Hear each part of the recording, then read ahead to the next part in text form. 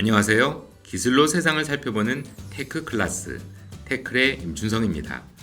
테클에서 오늘 만나보는 주제는 데이터를 사고 파는 시대입니다. 먼저 여러분, 21세기의 가장 섹시한 직업으로 꼽히는 게 뭔지 아세요? 데이터 사이언티스트입니다. 하버드 비즈니스 리뷰에서 선정한 것이죠. 방대한 데이터를 분석하여 특정 업무의 목적을 달성하는 전문가를 지칭하는 데이터 사이언티스트는 실제로 유망 IT 직업이라 하며 여기저기서 앞다투어 언급되고 있고, 미국에서는 2016년 전체 인기 직업 중에서도 1위에 오르는 기업을 토했다고 하는군요. 이번에는 테클이 선정한 21세기 최고 섹시한 사업을 소개해 드릴게요. 데이터 비즈니스, 즉 데이터를 수집하고 잘 가공해서 팔아먹는 데이터 거래 사업입니다. 미국 최대의 데이터 분석 판매 업체 엑시엄은 1969년 여론조사 업체로 시작합니다. 그러나 데이터 유통, 분석, 마케팅 전문 회사로 탈바꿈한 후 나스닥에 상장하게 됩니다. 미국인 7억 명의 개인정보를 수집 분류하고 나이, 성별, 주소, 피부색, 취미부터 과거 병력과 재정 상태까지 파악합니다. 이를 통해 주요 산업별 고객 특성을 분석하고 소비 성향이나 미디어 사용 성향 등의 지수도 개발하죠. 또 데이터를 바탕으로 금융회사뿐 아니라 도요타나 포드 같은 자동차 회사의 소비자 신상품 개발 및 타깃 광고 전략도 세워준다고 합니다. 미국 워싱턴 정가를 대상으로 유권자 정치 성향이나 투표 태도에 따른 공약, 전략 같은 컨설팅을 해주기도 하고요. 국내로 눈을 돌려보죠.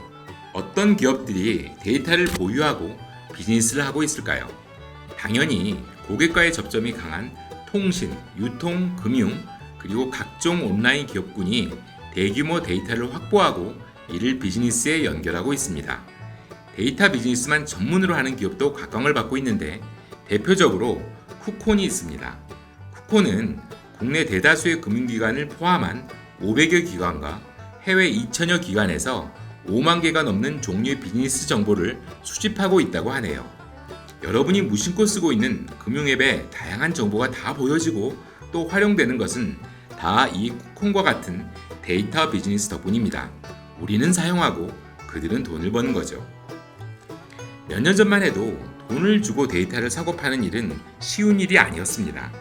데이터는 아름아름으로 구하거나 불법 거래를 통해 얻는 경우도 많았습니다. 하지만 이제는 수집한 데이터를 판매하거나 유료로 구매하는 일은 자연스러운 비즈니스가 되었습니다. 데이터 경제의 명실상부한 핵심 비즈니스이죠. 이렇듯 데이터가 중요해지면서 기업들은 더 많은 데이터를 확보하기 위해 혈안이 되고 있습니다. 필요시 인수합병도 마다하지 않습니다. 데이터가 있어야 분석을 하고 사업도 하고 돈도 벌고 또 인공지능도 학습시킬 수 있으니까요. 각 나라의 정부는 자국 국민과 사회 그리고 산업의 데이터를 보호하기 위한 강력한 규제를 시행하기도 하고요. 이러한 데이터 비즈니스의 시대가 도래한 것은 당연히 IT의 발전에 기인합니다.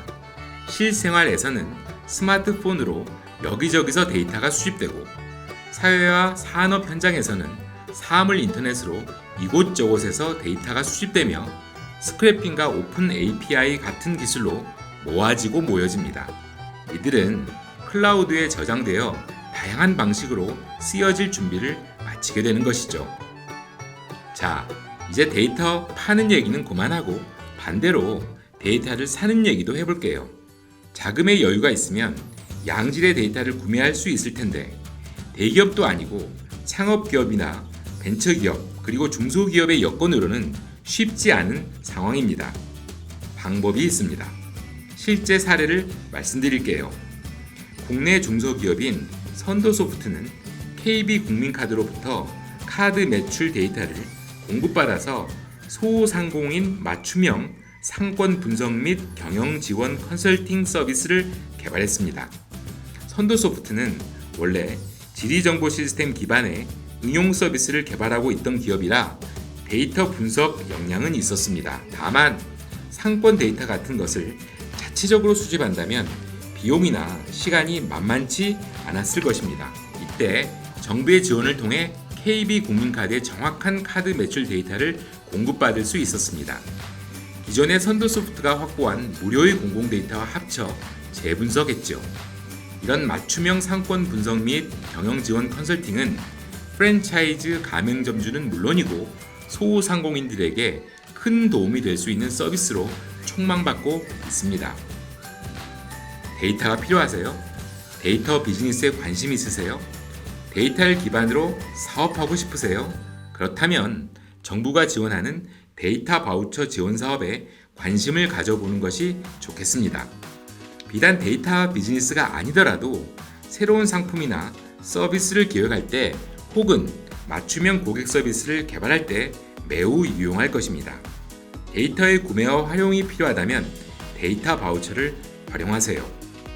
반면에 데이터를 보유한 기업은 쌓아만 뒀던 데이터의 새로운 판로를 개척하고 또 새로운 파생 사업을 찾아보는 기회도 된다고 합니다. 자세한 정보는 다음에 태클 큐레이션에서 말씀드릴게요. 이제 태클이 엄선한 관련 정보 태클 큐레이션입니다.